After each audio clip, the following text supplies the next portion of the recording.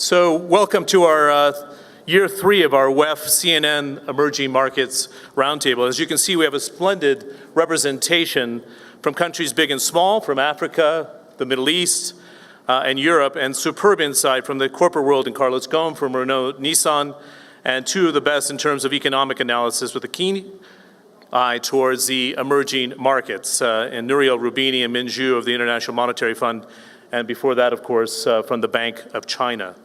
So in the past few years here in Davos, we've often talked about the two-speed Europe, the northern half of Europe accelerating and growing, while the southern half of Europe struggles and the core growing below historical norms. Is that what we're seeing for the first time in the emerging markets after a decade of blistering growth? In Far East Asia, China is expected to grow 7.7% this year. In Africa, Nigeria, according to the World Bank, is 6.7%. And in Southeast Asia, the Philippines growing during the rebuilding phase after the horrible natural disaster at 6.5%. Then we see large countries such as Brazil growing about a third of where it was 3 years ago. Russia, half of its recent run rate. So those who have not reformed enough before the US Federal Reserve began talking about tapering in May of 2013 paid a huge price for that. The $64 billion of capital pulled out of emerging markets between May and August of 2013. So where does that leave us today after a phenomenal start to the century, interrupted by a Western-led financial crisis? As we sit down tonight, we saw the Argentinian peso hitting a new 12-year low. The currency in Turkey, the lira, has been under pressure for the last 10 trading sessions as well.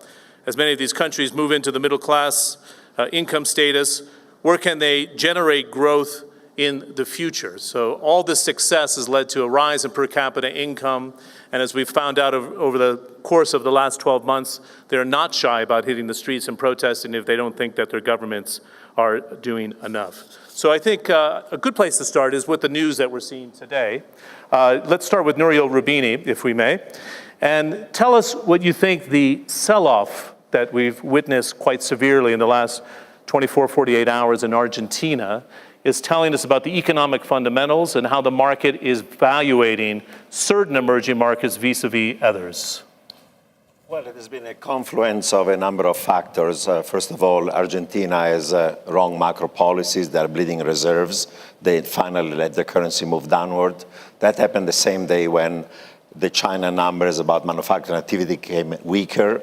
And we've had now elements of political unrest to different degrees from places like Ukraine to Thailand or even in Turkey. So it's like a perfect mini storm, but I think the broader picture is one in which China is slowing down, the Fed is tapering, the commodity super cycle is over. Many of these emerging markets did not do structural reforms in the last decade. And a number of these emerging markets had slippages of monetary and fiscal and credit policy when money was cheap at zero policy rates and was going into emerging markets. And now the market pressures are emerging. Now, longer term, the fundamentals might be sound, but we've realized that there are also fragilities within the emerging market world. Min Zhu from the International Monetary Fund, there's an obvious question here. Do you step in to assist Argentina at this juncture? This is not an economy that's been, or a leadership very cooperative with the International Monetary Fund or the World Bank. Are we at the crisis point, would you suggest?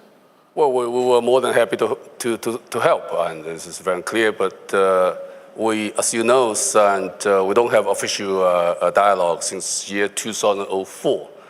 We haven't done any Article 4 consultation with Argentina now since then. So we will very much would like to enhance our official dialogues with the authority and to help us to understand the situation better and also help them.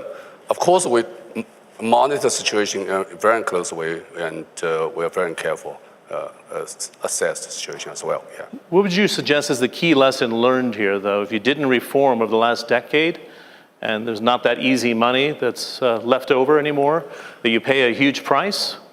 I think Nouriel made this very clear. I mean, there's two things that happen for the emerging markets, the key important. The first issue is external environment is changed, right? The advanced economy do change the growth rates, and also the liquidity market, the easy financial flow is changing now. So you have to think about how do you balance your external financing and internal need. The second issue is after quite a years of strong growth in many emerging markets, you have an internal structure issue now. In some countries, the loans growth is too strong, and the structure issues is there too, and you have to carry on the reform. It is very clear. If you don't do that, and you will run into a very difficult situation. Yeah, that's very true. Deputy Prime Minister Babacan, the Turkish lira has been under pressure for the last 10 trading sessions, hitting a new record low. There's always been that vulnerability with Turkey because of its current account deficit. Are we tumbling into a crisis that's going to keep the pressure on Turkey, in your view? Well, what's happening in Turkey mostly is a repricing process. Not only just because of the Fed's tapering, but also the recent political events has triggered some market volatility. But when you actually look at the capital flows, there has not been a capital outflow whatsoever. It is mostly capital markets, bond markets, there's trading going on, revaluation is going on, but people who have been investing in Turkey are actually keeping their investments, which is, I think, an important difference from other cases. What we have been doing, especially since 2011, was attracting long-term capital, but giving some intended volatility so that the short-term capital was not attracted to the country anyway. So that, I think, is now playing a very important role, that people who have already long trust in the country is still there, and they have a long-term view, which is important for us.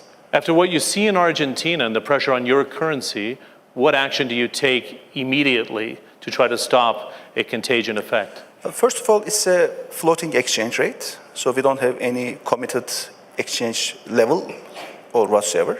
And our central bank is doing whatever is needed, especially during times of volatility. And they have instruments in their hands, and they are using these instruments in an independent way to do what is necessary when it is necessary. Min, you wanted to follow up on the comments on Argentina? No, I think on Turkish issues, and I think the key issue is, as Vice Prime Minister explains, Turkey has a flexible exchange rate, which has served the economy very well in the past few years. So the market is just adjusting. It's just a process.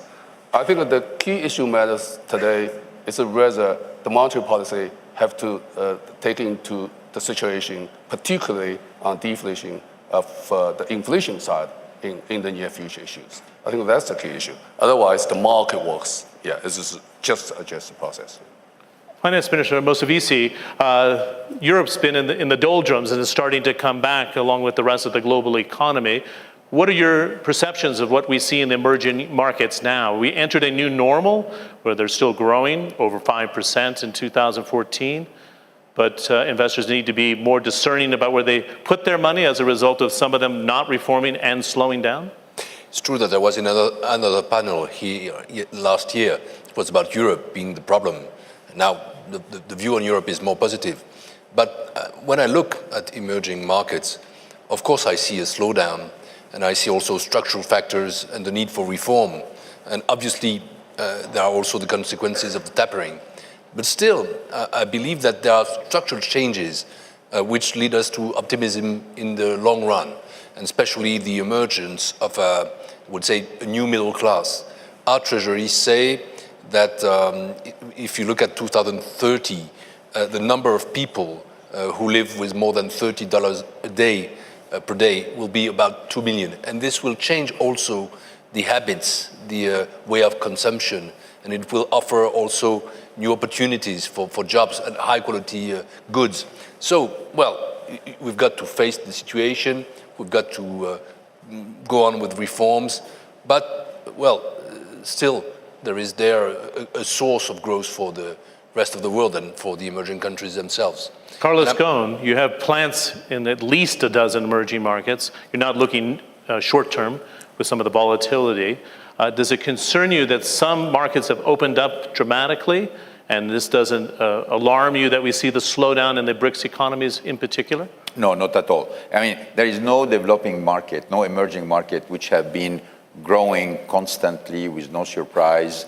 You have to be ready when you invest in emerging market to ups and downs. What is important is not the next 3 months or the crisis of yesterday or the volatility of next week. We invest for the next 20 or 30 years, and you assess the potential of the country where you are investing based on the fundamentals of the country. And the main fundamentals for us from one side is how far are you from a similar country in terms of motorization, and from the other side, is the policy or whoever is in power or can be in power taking some fundamental steps, particularly in terms of infrastructure and education, which are obviously the two most important elements. I can give you a very simple example happening today.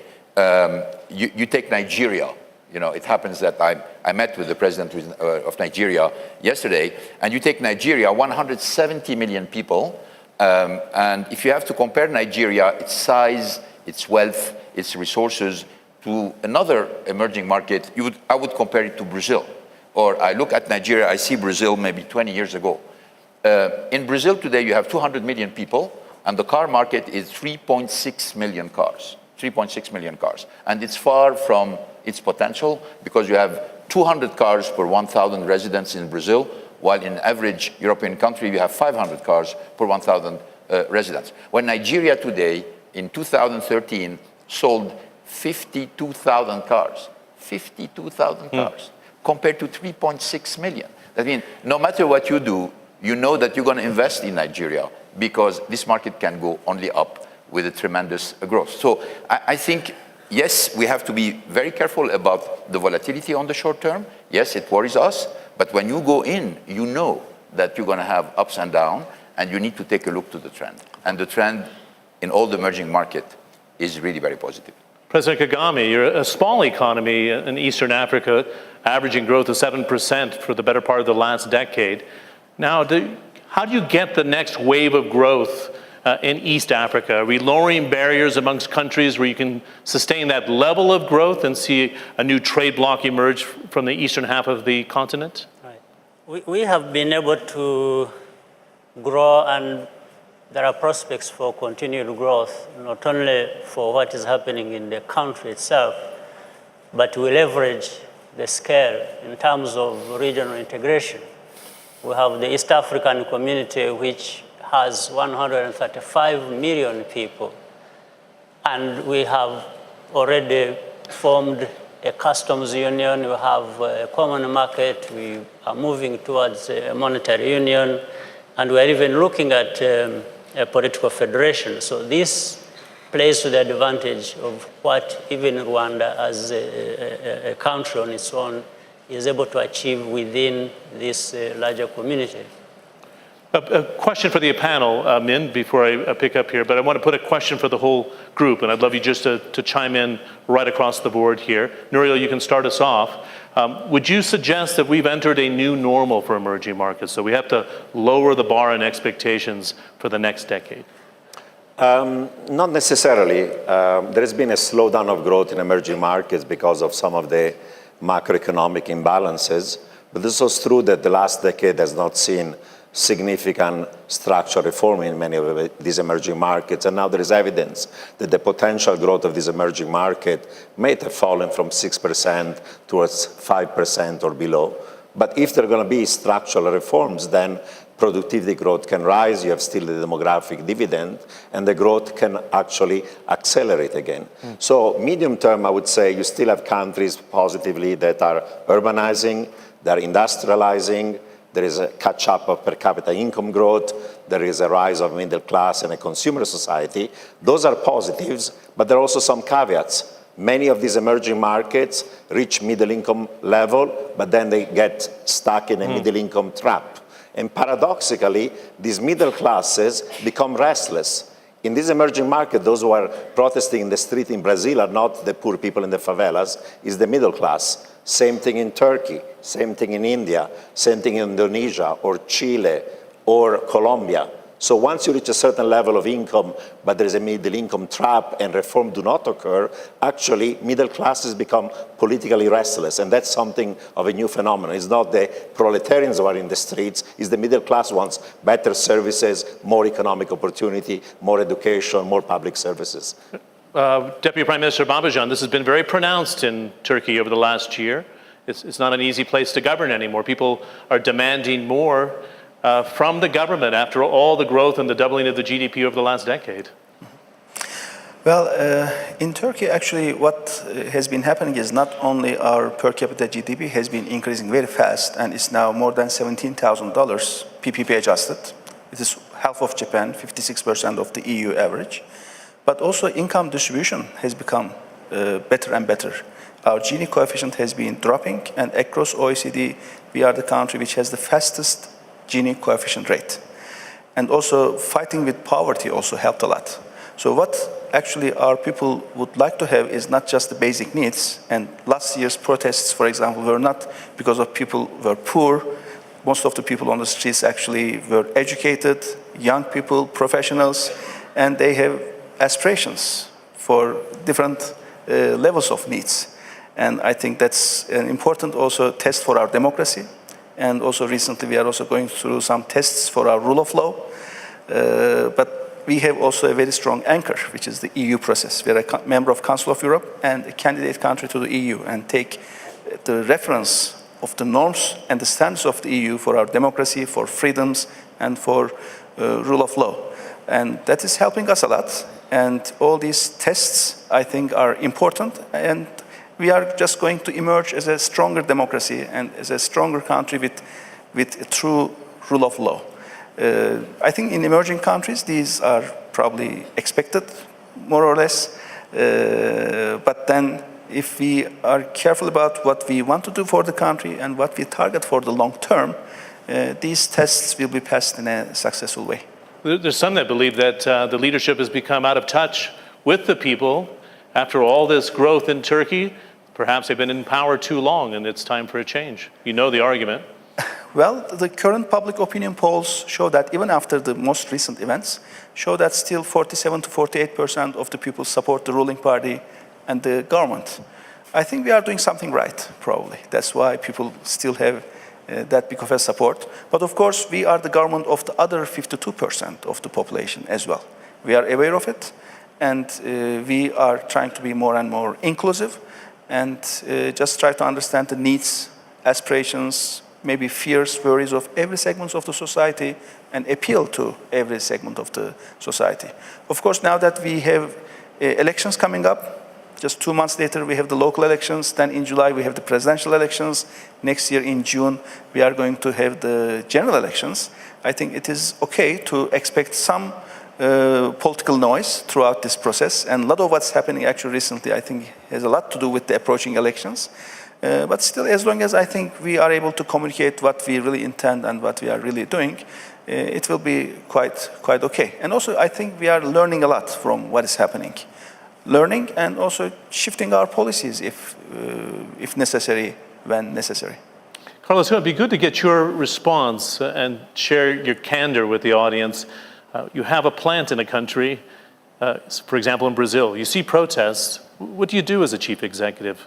What's your response? Well, I mean, you don't have to respond to this because it's obviously not our area of concern. The fact that you have from time to time political instability doesn't mean it's bad for the economy. That means we've seen it in our sectors in many countries where political instability meant from time to time that the sales of cars were going up. Let me give you an example. Argentina has a record year of sales of cars in 2013, even though, as you know, there have been a lot of instability, even economically. But if I would like to make a comment, because you mentioned the new normal, and maybe there is a new normal on emerging market, but the new normal doesn't mean that your perspective goes down. In certain cases, your perspective goes up. Let me give you one example, which has been taking place for the last 10 years, is about China. For the last 10 years, every single time I came here, people say next year you're going to see China's going to slow down, it can't continue to this level, etc. And particularly for the car market. 2013, car market went up in China 14%. Not only it's the largest market in the world, but it continued by far to be the engine of growth for our industry. So from time to time, the new normal means we have to revise our vision of the potential of some of the emerging markets up, not only down. Interesting. Yeah. Finance Minister Moscovici, can you share your thoughts on where France would like to see its bilateral trade and partnerships grow in the emerging markets? You have a history in Africa, of course, in the Francophone countries. But where do you see the opportunity for France in the emerging markets today? Of course, everywhere. But you just mentioned China, Mr. Gon, just a minute ago, obviously for the car industry, and there are strong car industries in France. They're the future of this industry. But also I'm convinced that Africa is a fantastic opportunity for the future, and that the markets there will grow as fast as the population will grow.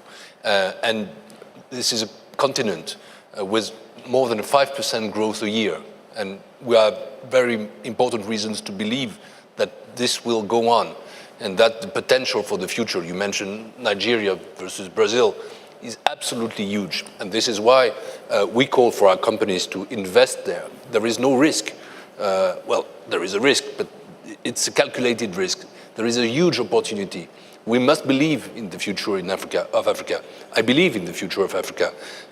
In December, there was a summit organized in Paris between France and Africa, not only the Francophone Africa, all Africa.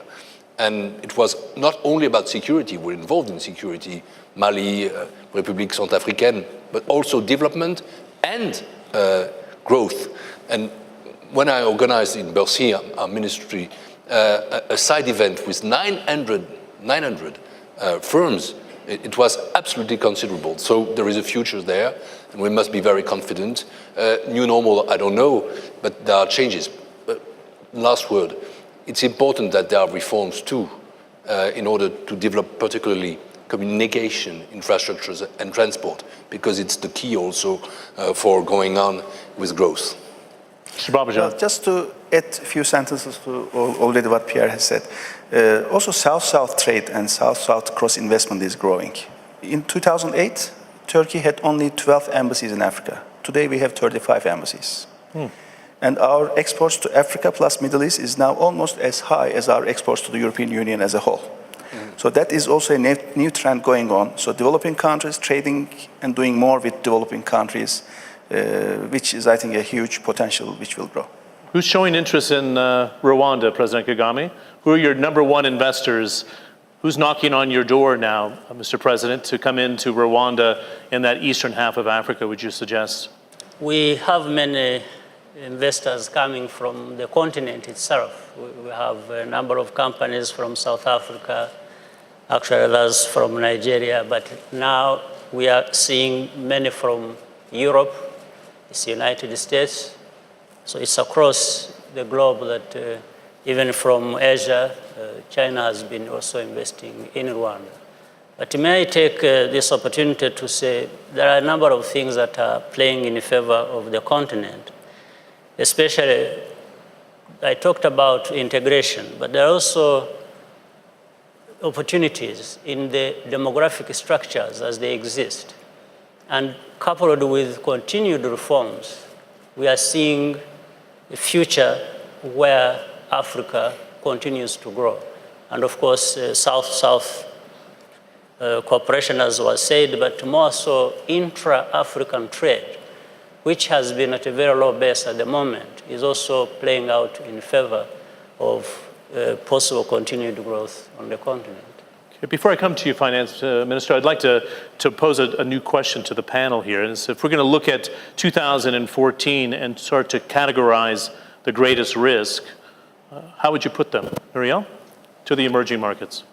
Well, some risks are external, and one is whether China is going to slow down more, whether the Federal Reserve is going to make a mistake by exiting QE or raising rates too soon, or whether maybe the correction of commodity prices is going to become stronger than otherwise.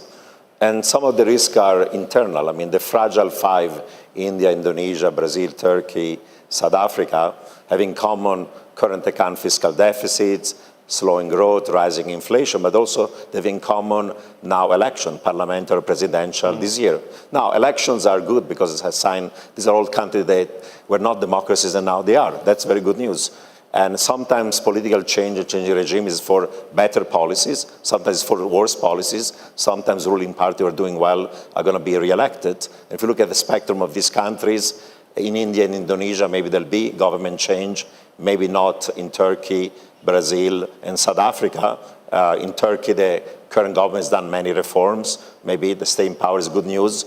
And maybe in other parts of emerging market, regime change will be actually useful and is not going to occur in some of these countries. So I think that's another element of uncertainty, the political and the policy uncertainty. If we come to Davos 2015, Min, what would you qualify or quantify as the biggest risk to the emerging markets? Well, I think we'll probably see both sides stories. The first story is you will see emerging markets still grow strongly. I think we will start with discussion for this panel to talk about the market volatility in Turkey and Argentina. But I think we should see the overall picture. Really, the growth has been stabilized. And the emerging market take proper policies. And we forecast this year the growth rate for whole emerging market were 5.1%, which is stronger than 4.7%. And this year, the advanced economy grew rather strong, from 1.1% last year to 2.3%, which will help the export industry for the emerging market. And the domestic supply and investments also rather strong, and they still have a space. So I would say overall, the emerging markets still have a great potential to grow. I think that's very important. And also, although the emerging market growth has been slowed down, but the emerging market today still account for 65% of global growth contributions.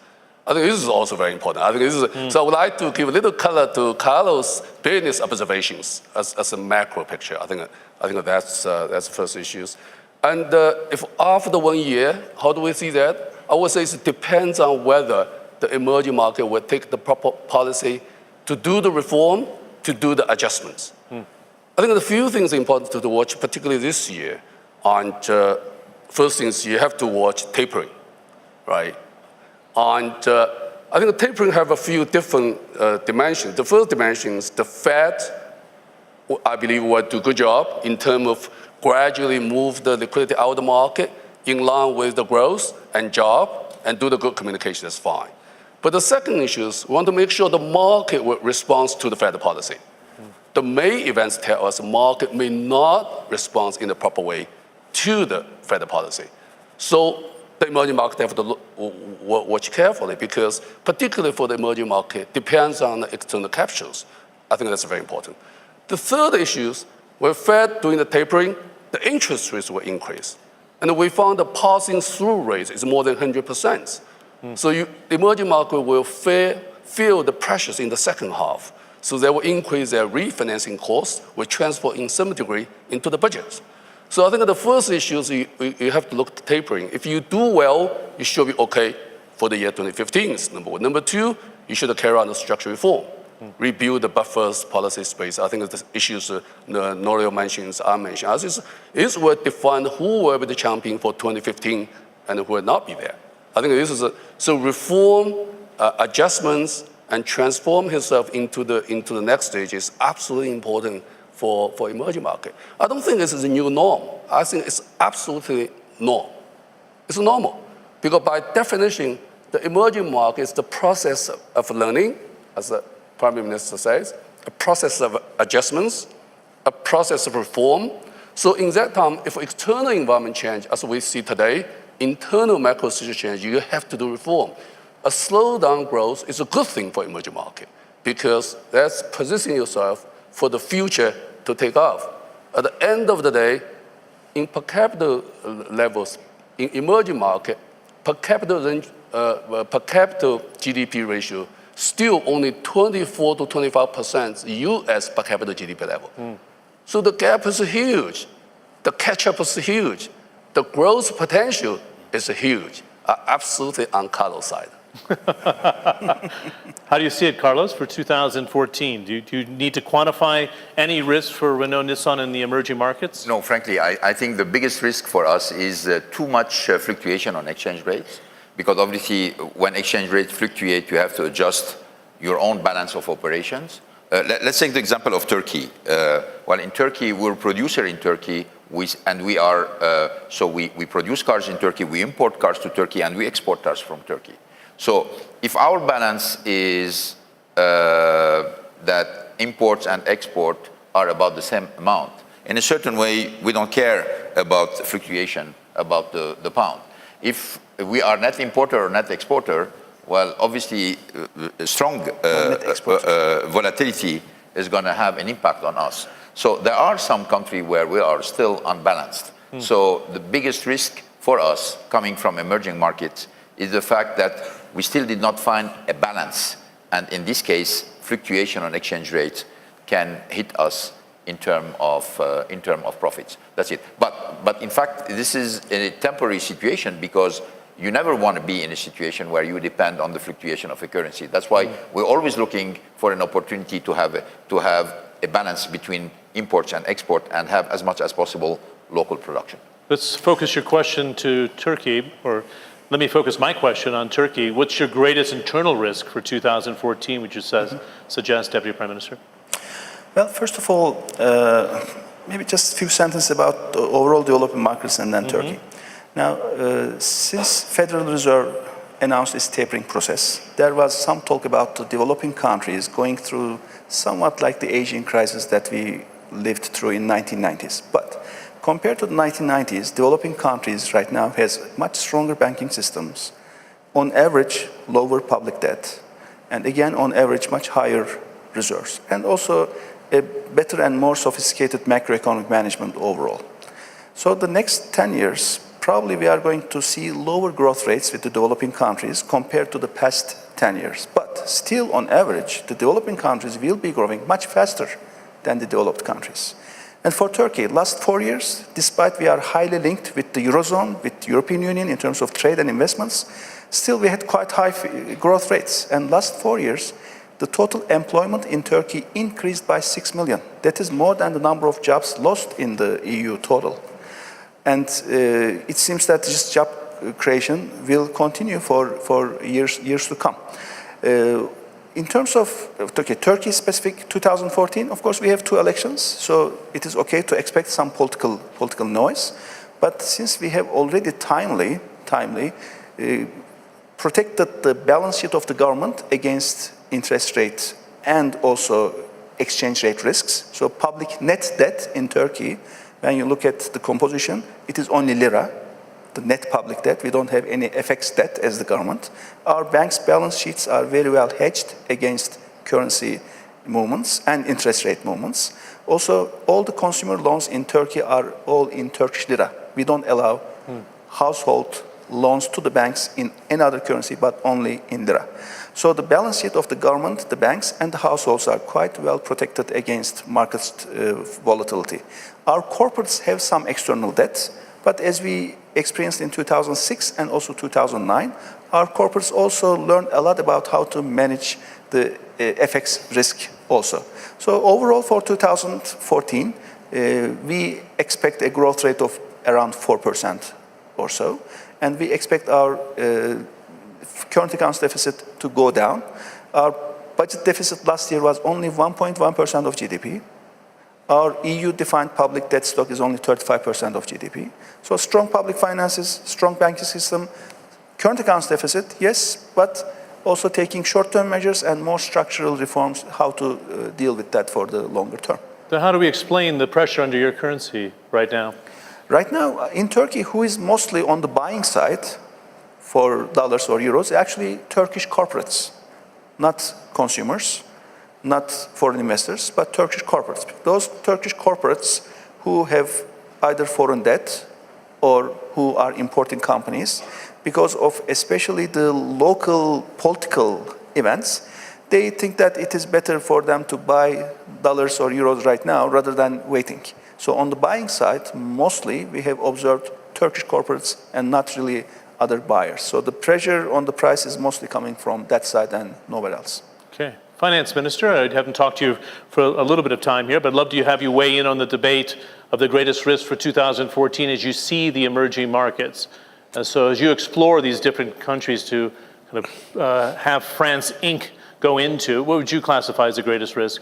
Well, I wouldn't say anything geographical, but obviously The threats come from the Fed tapering and also from national weaknesses here or there, which are not the same everywhere.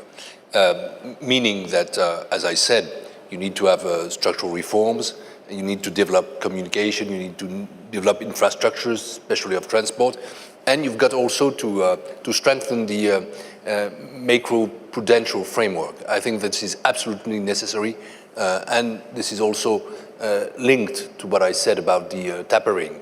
And also the fact that if there is a slowdown in growth, and if there is still a middle class going on, there will be a tendency to have more debt, and we must be very careful about that. So we must keep the pressure on that. But I wanted to react a few minutes ago on what Mr. Kagame said. I believe that the future of our economies is also linked to regional integration. It's obvious in Africa, and I think there is a potential for more growth in Africa with regional integration, and there are several regions, of course, in Africa. And it's also the case with the Eurozone and its neighbors. And obviously, we need to go on having very strong relationship with Turkey.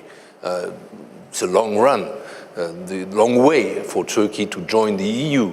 But it's still a perspective that we must not forget. And even without the accession of Turkey immediately, we must still cooperate.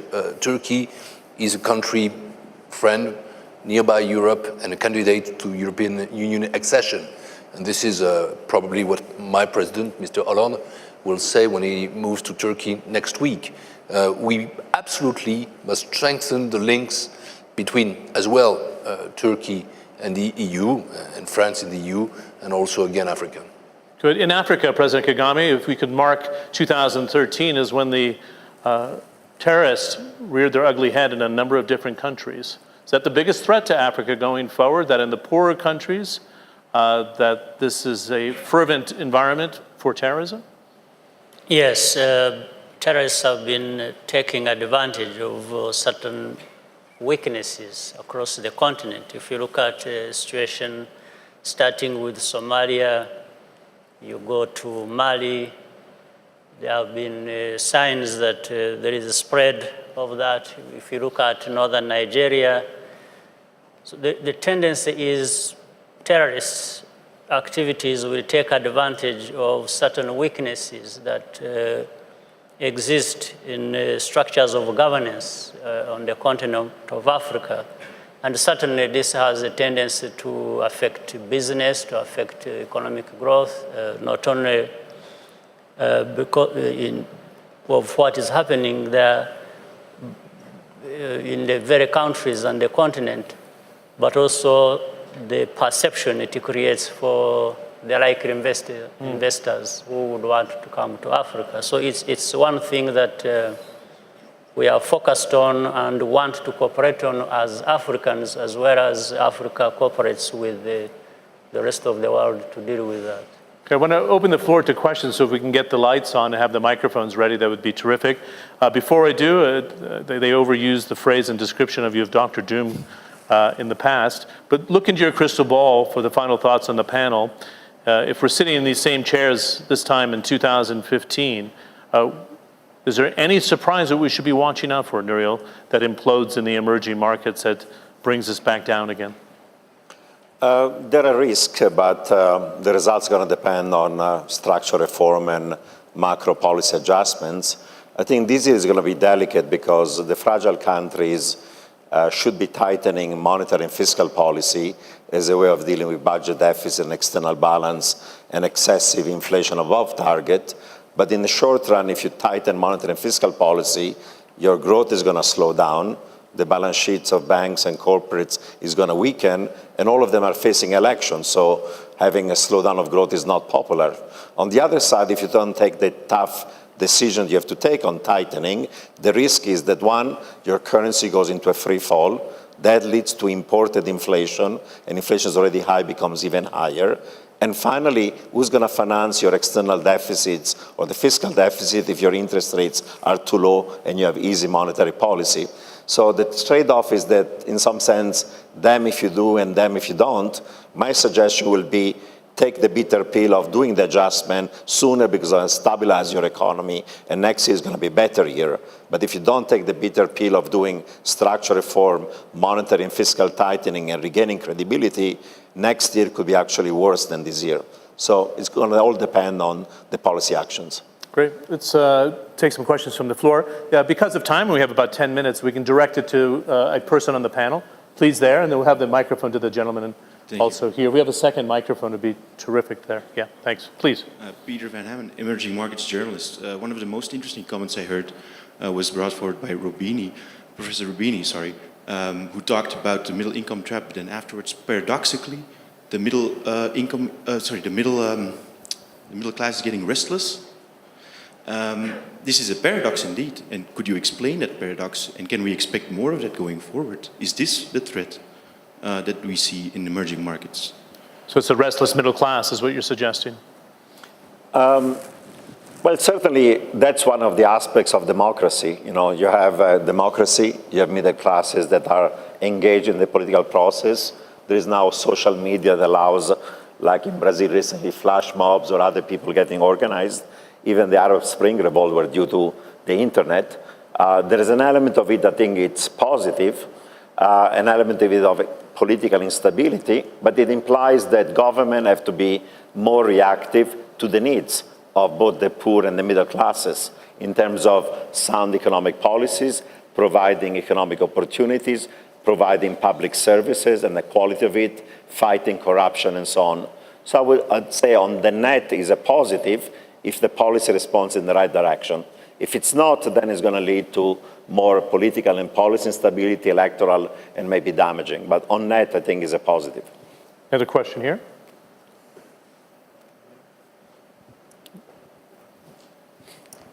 Evening. My name is Bonolo Ramokhele, a global shaper from the Johannesburg Hub in South Africa.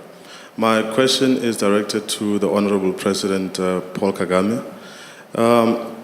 Taking cognizant of the fact that each and every country in Africa is different and there are security issues, but when would we have a situation whereby we've got a visa-less Africa and we can be able to move from one country to the next and be able to trade? Because one of the issues is that trade amongst Africa is quite low because the infrastructure and being able to move from one country to the next is near impossible. And being able to import or export from one country to the next, some of the inhibitors are quite artificial.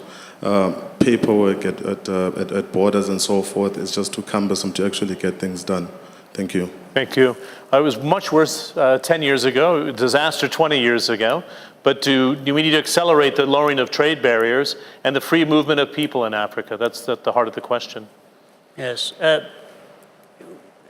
One of the things we are doing and concentrating on, when I talked about customs union we have created in the East African region and common market protocol that has been put in place, is about facilitation of movement of people, of goods and services. And as we do that, we cooperate on other issues. We are not just allowing business to freely move across borders. We're also continuing with kinds of political efforts, and in that regard, that should allow, therefore, this. But of course, there are bottlenecks. We have to keep working at that every time. It doesn't mean that we are at the same level as we want to cooperate across the continent, whether it is in the East African community or other parts of the continent. Some people want to and are able to do it faster. Some of the requirements are put in place faster than others are able to do it. So there is a lot of effort going on, but some realism also and patience have got to step in. Good. Min, just to get your thoughts on Africa here to conclude. It's extraordinary because we kept on saying that Africa was living below its potential for years and years and years. And then about 5 years ago, the light switch seemed to have gone on, and it's shining brightly right now. What was the turning point for Africa that nobody really seems to focus on today? I think there are a few things. The growth has been very strong. Last year is 5%. This year we see 6%. So it is very good. I think a few things changed, and the governance is really getting better, and the macro stability has improved because the macro policy in the field is much better now today. And the capital flow helps, infrastructure investments and all other things driving domestic demand from consumption side and investment side also lifted up. So whole Africa region, particularly Sub-Saharan Africa region, really picked it up. I think this is very good news, fantastic news, and we observed. And we are very positive for the region to continue the growth in next year. Great. Gentlemen, thanks very much for the attention and the roundtable. I appreciate it. Nice round of applause, please, if we can. And thanks for the questions from the floor. Thanks very much.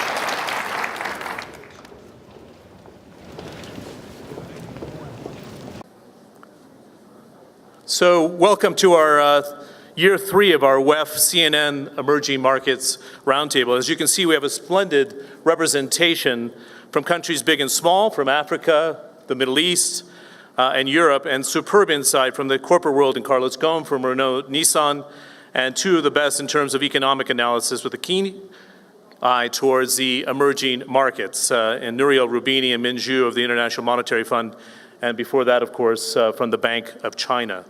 So in the past few years here in Davos, we've often talked about the two-speed Europe, the northern half of Europe accelerating and growing, while the southern half of Europe struggles and the core growing below historical norms. Is that what we're seeing for the first time in the emerging markets after a decade of blistering growth? In Far East Asia, China is expected to grow 7.7% this year. In Africa, Nigeria, according to the World Bank, is 6.7%. And in Southeast Asia, the Philippines growing during the rebuilding phase after the horrible natural disaster at 6.5%. Then we see large countries such as Brazil growing about a third of where it was 3 years ago. Russia, half of its recent run rate. So those who have not reformed enough before the US Federal Reserve began talking about tapering in May of 2013 paid a huge price for that. The $64 billion of capital pulled out of emerging markets between May and August of 2013. So where does that leave us today after a phenomenal start to the century, interrupted by a Western-led financial crisis? As we sit down tonight, we saw the Argentinian peso hitting a new 12-year low. The currency in Turkey, the lira, has been under pressure for the last 10 trading sessions as well.